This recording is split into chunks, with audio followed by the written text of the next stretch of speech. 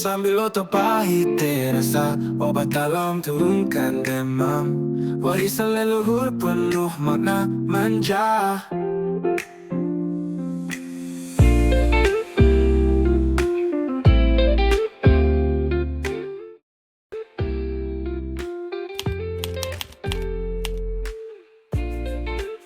Assalamualaikum warahmatullahi wabarakatuh. Waalaikumsalam. Selamat sore anak-anakku semua. Ini yang dari Universitas UNES ya, Semarang dari kimia. Ya, jurusan kimia. Kenapa ini saya namanya Rizku Samsiah dari warga Togok RT 2 saya pengusaha jamu di sini. Jamu macam-macam. Macam-macam jamu herbal lah seperti itu.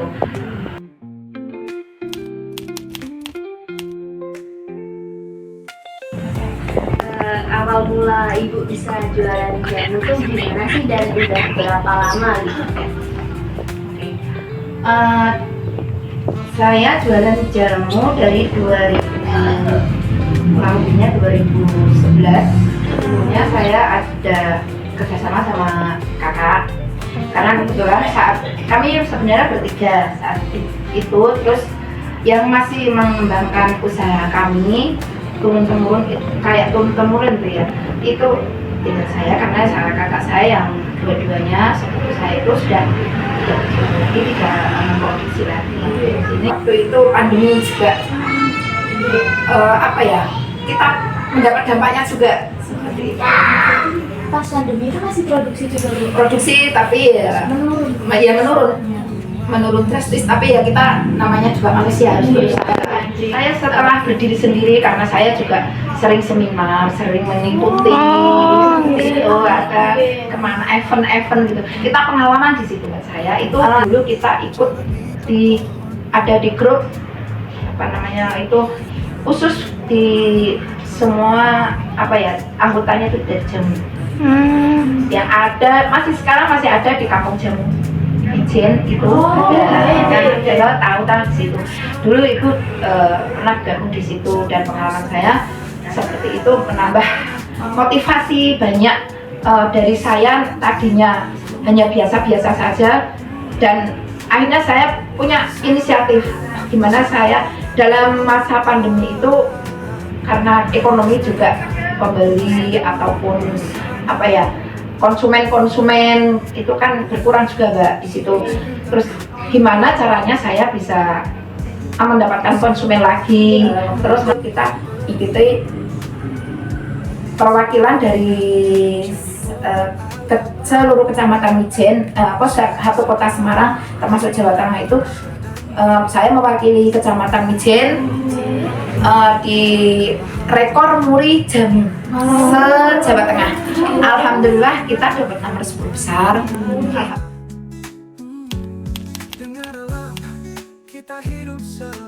Broto walinya itu manfaatnya banyak sekali Mbak, karena kita broto walinya itu enggak dari satu macam broto wali, ada sambiloto, ada broto wali, ada macam-macam yang tadi bilang sudah tertera mungkin di situ. Itu manfaatnya banyak sekali.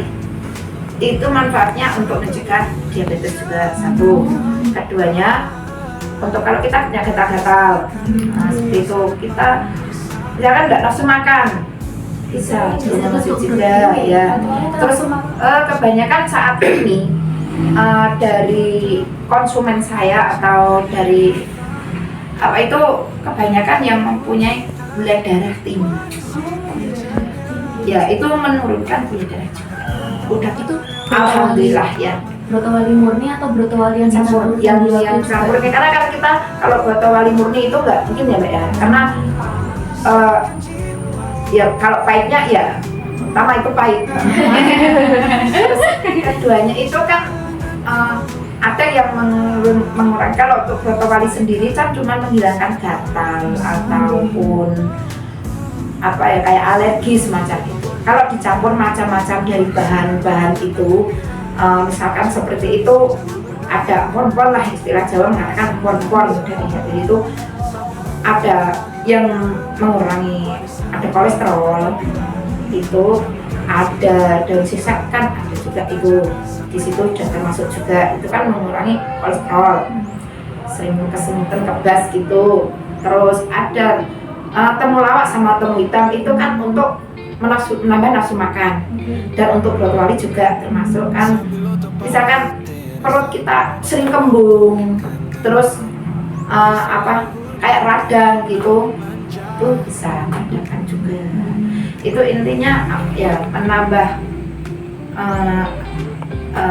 menambah vitalitas di tubuh kita, menambah stamina di tubuh kita seperti itu.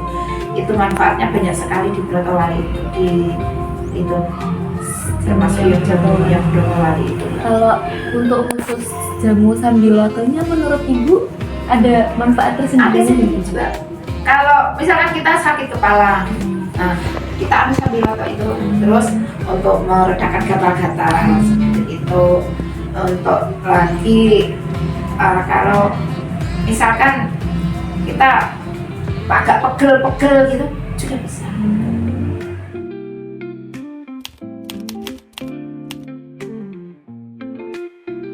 Lain mungkin ditambahin ya kayak gulanya berlebih itu betul juga sih Bu, buat kesehatan gitu kan. Awalnya jamu itu mungkin untuk Kesehatan.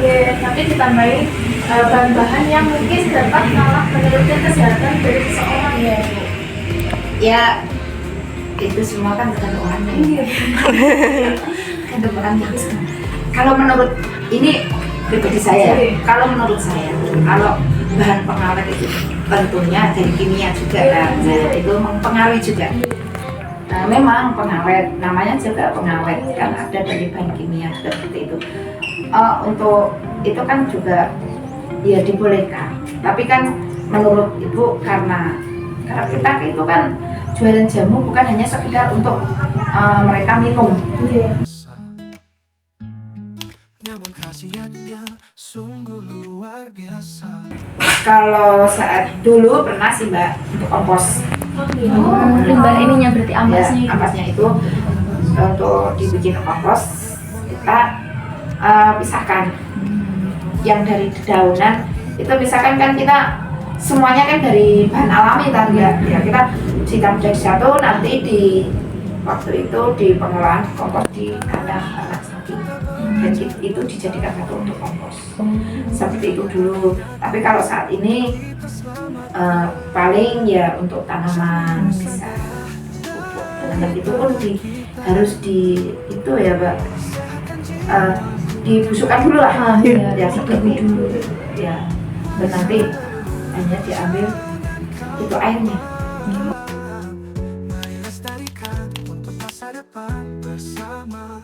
Kira-kira perharinya kan kita misalkan ya itu kita dapat 150 misalkan sampai 200. Kita ambil bahan pokok. Iya, Bahan pokok misalkan kita dapat 150 atau 180.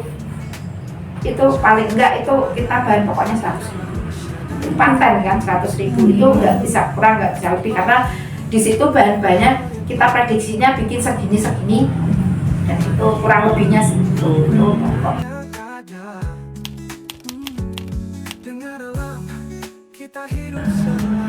Kalau untuk secara garis besar pembuatannya itu gimana ya Bu? Kan ada banyak jenisnya, itu pembuatannya bagaimana?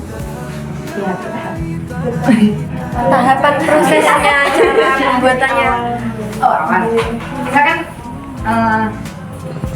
Misalkan beras kencur sama ini dulu ya, kunyit asam ya.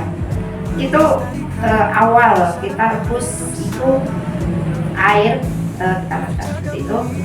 Terus ada jahe, ada gula, ada daun pandan, garam, itu jadi satu.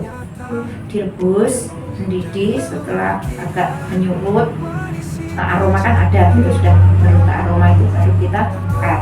Terus untuk kunyit asamnya sendiri itu semua bahan itu masuk semua jadi satu.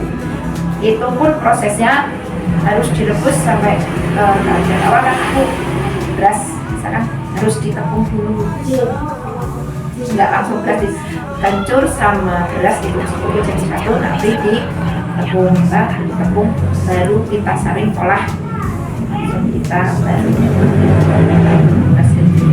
Tadi kan air kita mendidih sudah matang. Jadi untuk kunyit asemnya sendiri itu kita bahan-bahannya tuh terdiri dari kunyit, asam, gula, garam, pandan. Terus pandannya untuk aroma ya. Selain untuk aroma, manfaatnya juga ada mie. Tidak kunyit asam, kunyit murni khusus kunyit ada kan untuk perda sakit, mah, temulawak juga macam-macam itu. Kalau untuk temulawak dan beberapa walis dan itu sebagainya itu kita nggak usah keringkan langsung, ya dikeringkan dulu langsung terus kita jemur dulu terus langsung nanti digodok masuk bahan semuanya itu dijadikan satu. Kita harus keringkan dulu. Terus kalau untuk bahan seperti kunyit, terus cabai lempuyang, terus macam daun pepaya, sirih itu semuanya segar.